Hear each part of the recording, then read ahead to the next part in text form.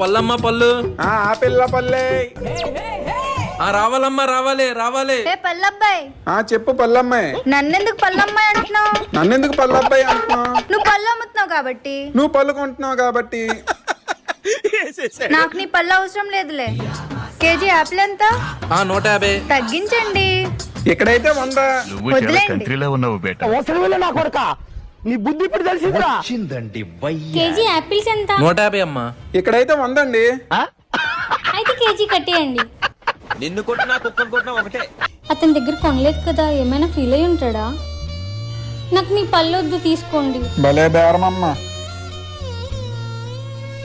ఈ పళ్ళు బాగున్నాయి, కేజీ ఇవ్వండి. 50 చేంజ్ లేదా? లేదండి. భయ్యా 50 చేంజ్ అవ్వా?